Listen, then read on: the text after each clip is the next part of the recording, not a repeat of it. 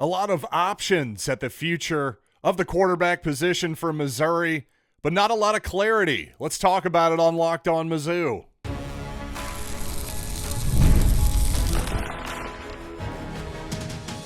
You are Locked On Mizzou, your daily podcast on the Missouri Tigers. Part of the Locked On Podcast Network, your team every day. Hey, all you true sons and daughters, I'm John Miller, your Mizzou mafioso and the central scrutinizer of Missouri Tigers football and basketball. Coming up on the program, got to talk about Missouri and Mississippi State in Nashville tomorrow, and also a look at the rest of the SEC coming up in football this season, including could the Georgia Bulldogs actually be a little bit overrated? I want to talk about that later in the program. I do want to remind you today's episode is brought to you by TurboTax. Ready for stress-free taxes and the most money back guaranteed? Head over to TurboTax.com today and get matched with your expert. And again, I want to start the show today by talking about the quarterback position in the future. Now, obviously in the near future, it's all about Beau Pribula against Sam Horn. But beyond that, it could be Matt Zollers, of course, the high school quarterback, also from the state of Pennsylvania himself. I'm really high on Zollers' potential for certain, but a lot to be written about his story, of course, and all of these Missouri quarterbacks. So the reality is, every year you're going to want to take a high school quarterback, unless the portal really is going to change that in the future. But right now, it sure seems like Missouri and every other major program is going to take at least one high school quarterback, and probably just that one high school quarterback in the 2026 class, for example. And if you think it's too early to talk about the class of 2026, considering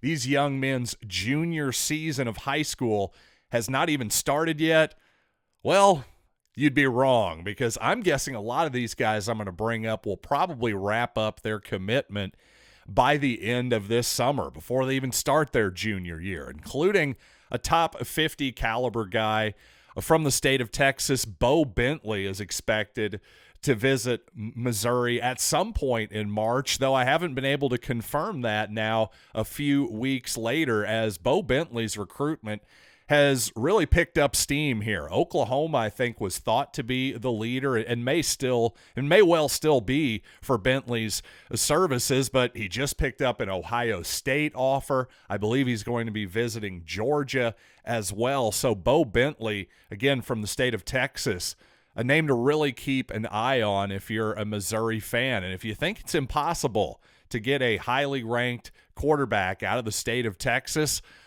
for Missouri, well, historically, you would be right, especially when teams like Oklahoma and presumably the Longhorns will probably get involved at some point, though with Arch Manning in the fold, maybe people like Bentley, for example, aren't as interested in going there, at least for the next couple of cycles or so. But with this new world in which we're living in, where Missouri is a big-time player in terms of name, image, and likeness, as I keep saying ad nauseum, the old playbook when it comes to what to expect and who the true heavy hitters are in recruiting, well, that old playbook has to be thrown out a little bit, or if not thrown out, at least heavily edited, because of course teams like Ohio State and Oklahoma are still going to be forces to be reckoned with. The difference is now Missouri and Texas Tech, just for example, are also forces to be reckoned with in a lot of these battles as well. And another four-star quarterback for Missouri fans to keep their eye on is Kane Archer from the state of Arkansas. He's the number 10 quarterback in the class of 2026, according to On3. Also has offers from Arkansas, as you might expect, Ole Miss, Louisville, UCF, and others as well. But at the moment, it doesn't seem like there's a lot happening with Missouri and Archer, although he did make the top 7 recently. Missouri made Archer's top 7 recently, I should say. It just seems like he's more of an Arkansas lean at this point to me, and a guy who By the way, I'm a little bit hesitant at the moment with Arkansas players. I hate to say it, after getting a little bit burnt with Courtney Crutchfield, who came to Missouri for a year, got a decent bag he secured, no doubt about that, and is now back to playing in his home state with the Arkansas Razorbacks. So once bitten, twice shy for this podcaster, but perhaps I'm overanalyzing the situation. I just feel like Kane Archer seems more likely to be an Arkansas lean at this point, in my humble opinion. And Missouri has an offer out there to Gavin Sidwar as well, a three-star player, but another Pennsylvania area quarterback, along with Bo Pribula and Matt Zollers.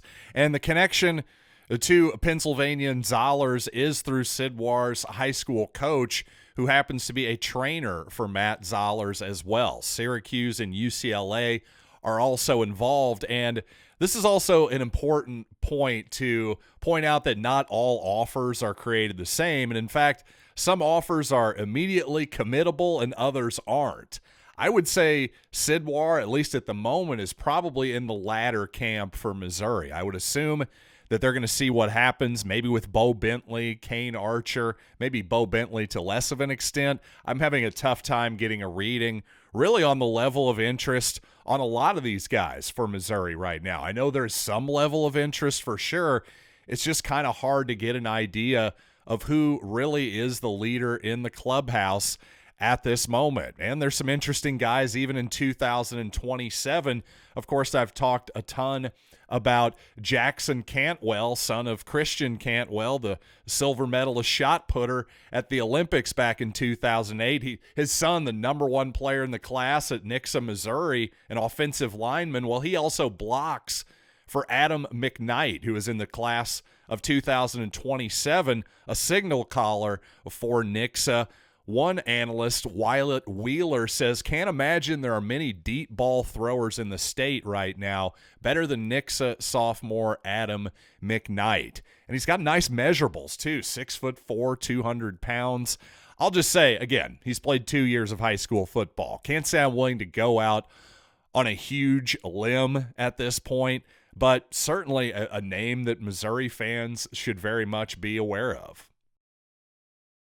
And finally, there is one more name that Missouri fans, especially recruiting fans, may be familiar with, Michael Clayton II from Seminole High School in the state of Florida. It seemed like maybe he was the leader for the guy Missouri maybe had the best chance at landing at the quarterback position at one point a few months ago. But in case you missed it, back in November, Clayton actually committed to Brett Bielema and the Illinois Fighting Illini. So, at least for now, pretty safe to scratch that one off the list. And for the most part, except famously at the highest levels here occasionally, but for the most part, these quarterbacks tend to stick with their original commitments. So I would say pretty safe to scratch Michael Clayton II off the list at this point. But again, to my original point, just sort of adding a little bit to the confusion here. If you're somebody who likes following quarterback recruiting like I do, a lot of names out there, a lot of interesting names.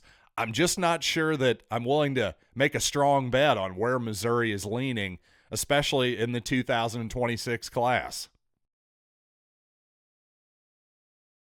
And while the Tigers game against Mississippi State in the SEC tournament tomorrow is not a must-win in any literal sort of sense, man, it really feels like the Tigers need a win tomorrow, doesn't it, to get things back on the right track?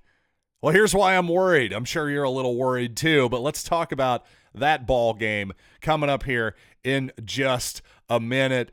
But first, I want to tell you about Intuit TurboTax, because taxes was waiting and wondering and worrying if you're going to get any money back, and then waiting, wondering, and worrying some more. Well, now taxes is matching with a TurboTax expert who can do your taxes as soon as today. An expert who gives your taxes their undivided attention as they work on your return. An expert who will find you every deduction possible and file every form, every investment, everything with 100% accuracy. No waiting, no wondering, no worries. Now this is taxes. Get an expert now on TurboTax.com. Only available with TurboTax Live Full Service. Real-time updates only in iOS mobile app. See guarantee details at TurboTax.com/guarantees. Now, I should correct myself here. I said Missouri will take on Mississippi State tomorrow. Well, technically, of course, LSU could beat Mississippi State. That's certainly not beyond the realm of possibility. Though the Bulldogs an 8.5-point favorite, I'd say that's a fairly safe assumption. But again, maybe I just jinxed Mississippi State. That wouldn't be the worst thing in the world, in my opinion. Because regardless, the Tigers just need a win tomorrow. And what's concerning is, of course, Missouri 0-3 in rematch games against Vanderbilt, Oklahoma, and Arkansas. Now, Missouri put the beat down on Mississippi State worse than any team in the conference, at least on the road so far. So that should give us some confidence. But I do worry about this matchup because, number one, Mississippi State's a solid team. Obviously, Missouri not exactly playing its best basketball the last few weeks, as we're all aware of. But Chris Jans is a good coach, too. I've got to assume he's going to learn some stuff about watching that last game against Missouri. And I'll say my scouting report for that game, well, Dennis Gates basically went out and executed it.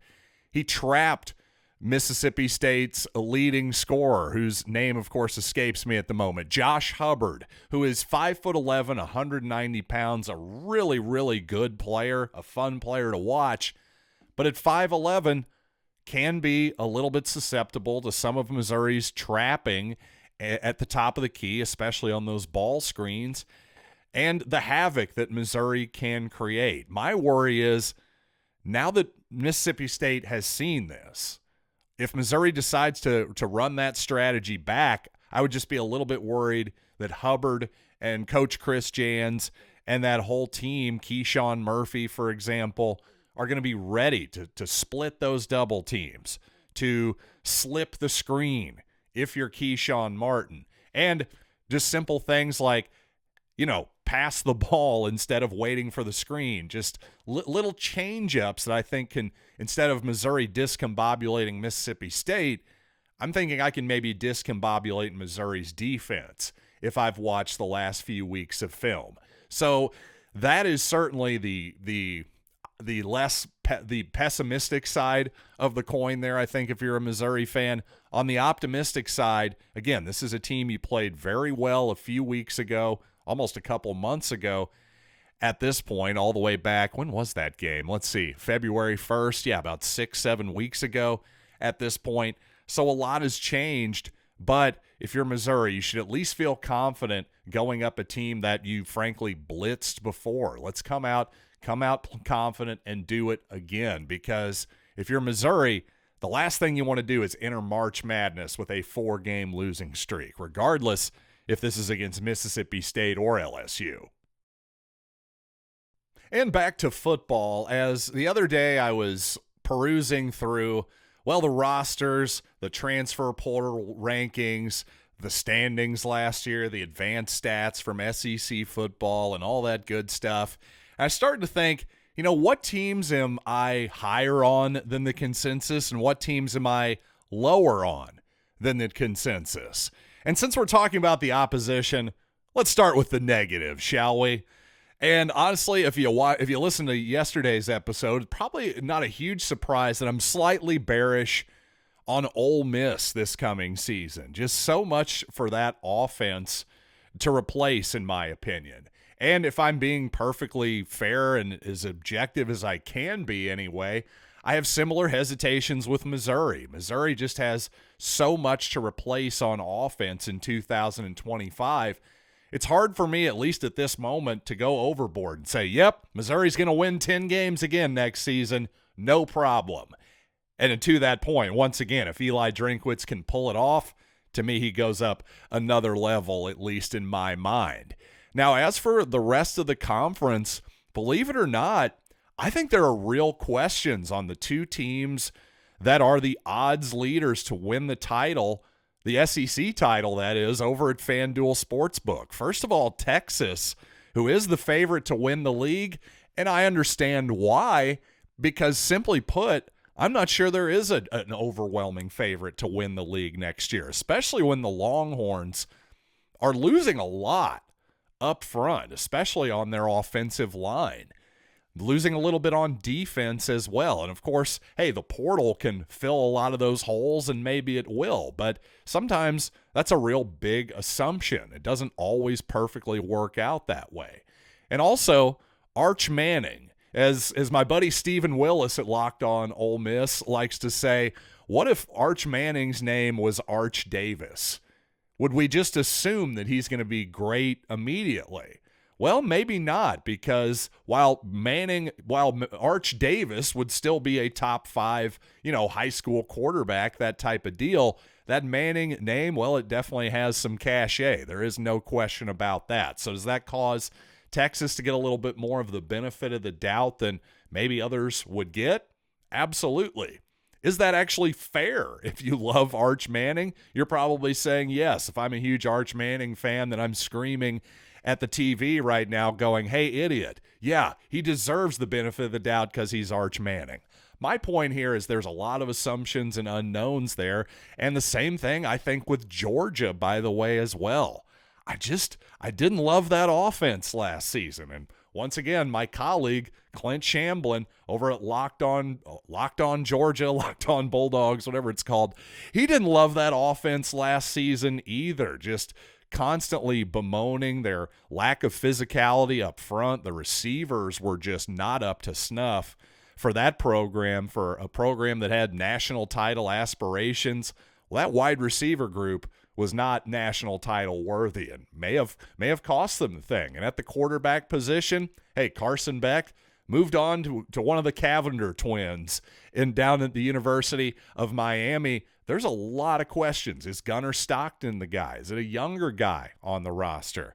Heck, you could even say the same thing about Alabama. Just a lot of questions. Doesn't mean that they're not going to be good. Heck, one of these teams that I just questioned there, Bama, Georgia, Texas, at least one of them is bound to win 11 or 12 games. Odds are. I just don't think all of them will, and I think all of that uncertainty is great for teams like Missouri, who are sort of just ready to bubble up maybe a little bit higher. Of course, South Carolina thinks they can do that this season as well.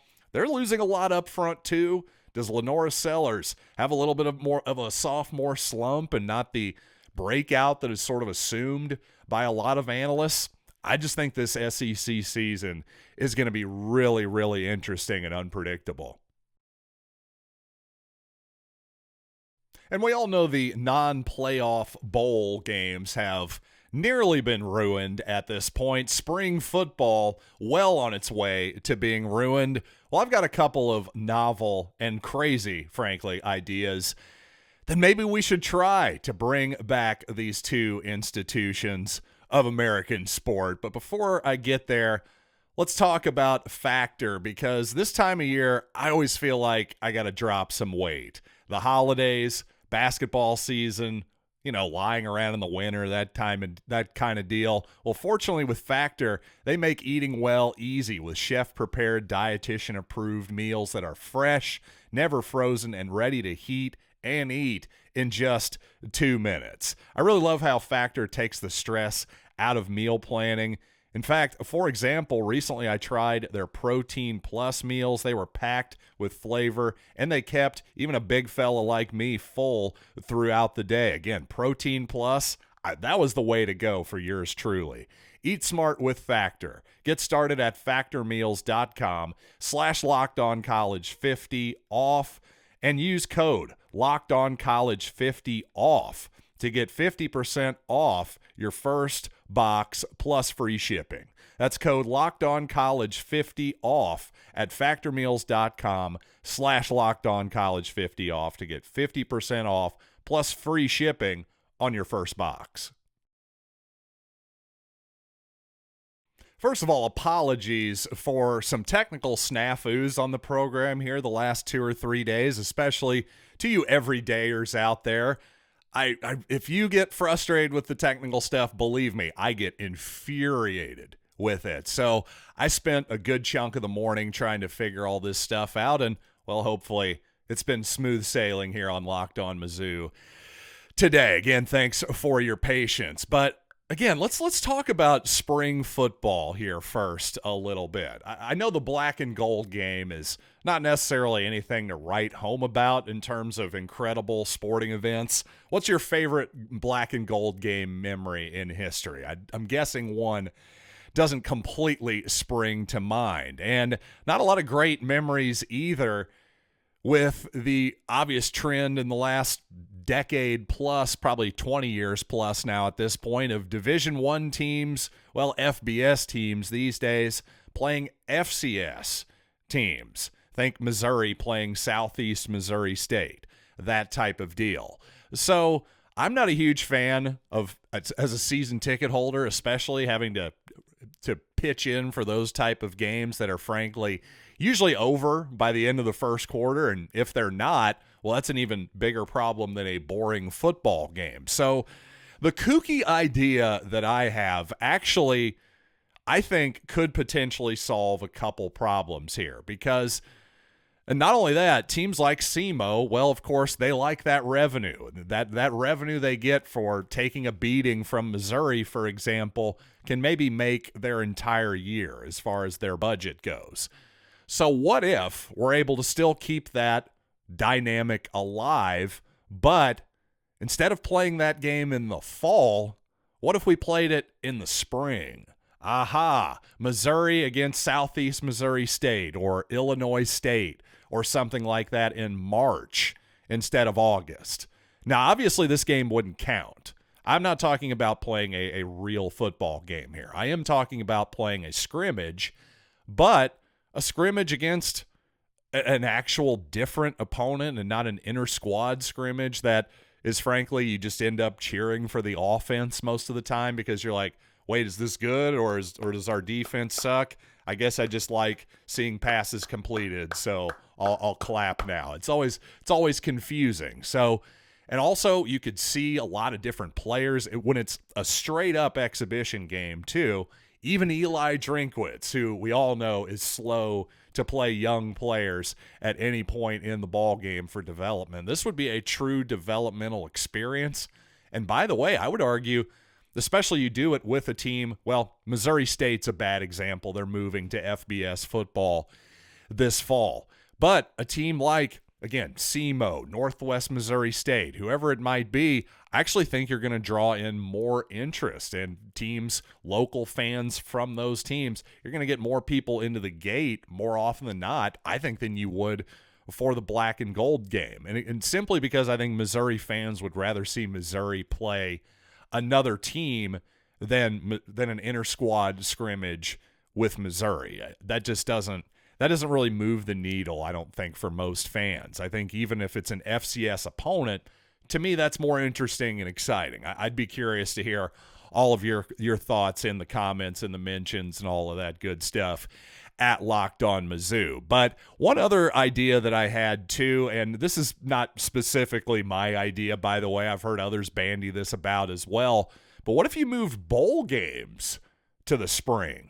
Is that more interesting? Is that something that works? Well, frankly, probably not, especially with the transfer portal being what it is. And I think really for any of this to work, especially my play an FCS team in the spring model, for that to work, you'd almost have to have that game. You'd either have to close the spring portal window completely, or you'd have to at least close it before those types of games were being played.